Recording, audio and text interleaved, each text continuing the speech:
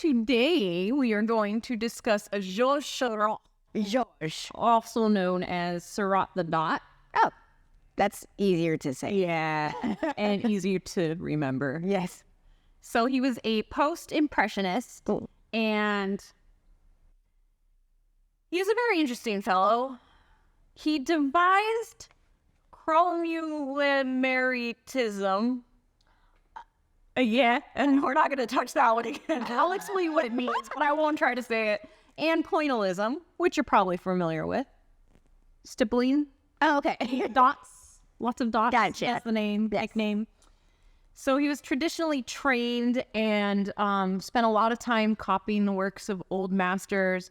He then decided to skip out on school, as they do, and did a year of military service, oddly enough.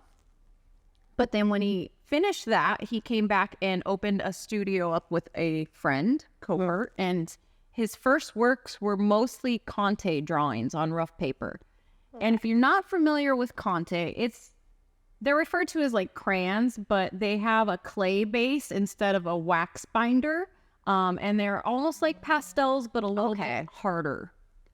Oh, okay. So often mixed with charcoal or graphite compressed. You can buy little sets of them, and they brown and gray, white. So we have some examples of his drawings. And the thing to know about Georges was that his father was not really much a part of his life. Okay. He had some brothers and sisters, and they all lived in an apartment, while his dad lived in a suburban estate, and his father would come every Tuesday for dinner and then take off again. Wow. And that was kind of the extent of the relationship, and his father didn't talk. They would have dinner in silence, and it was a very awkward affair.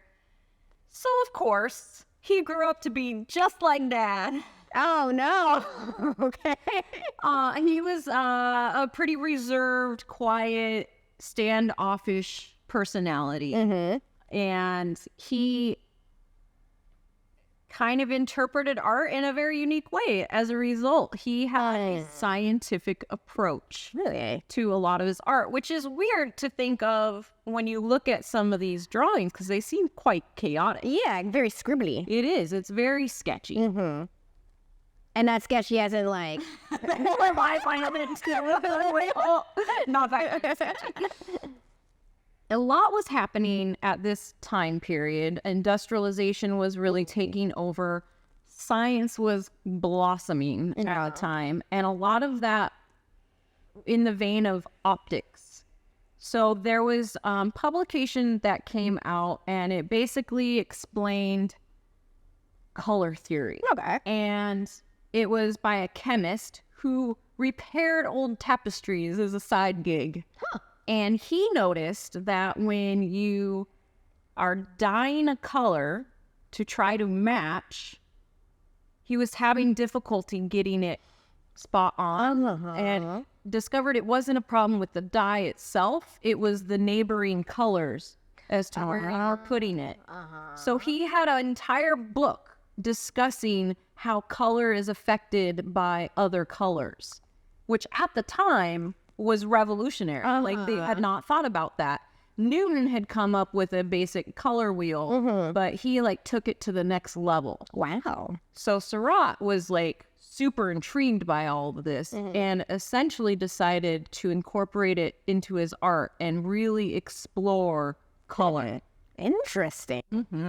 In 1883, he decided to start working on bathers, and it's very similar to Impressionism in the sense that the light is really a part of the overall composition, and you get a little bit of the blurriness, but not to the extent as what the Impressionists were. Yeah. He really didn't care about feeling. He went kind of the opposite direction as the Impressionists, who are all about the overall sense that you get looking at it, and he was more concerned about the composition and the color. And I think a lot of that has to do with his more classic upbringing. And you see some of that kind of being brought into his work. So this was the first like foray into painting. And it was not really a success. Oh. It was rejected by the salon. And he got really irritated with the lack of organization among the independent artists, which was the other option at the time. So he's like, you know what? I'm just going to make my own group. And so the Society of Independent Artists was created.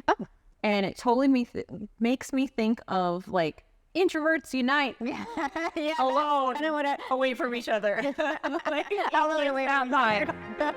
And I think that's pretty on brand for him. Yeah. Thank you for watching this clip of Spotlight with Purple Easel. We're art instructors at SoCal's largest paint sip studio.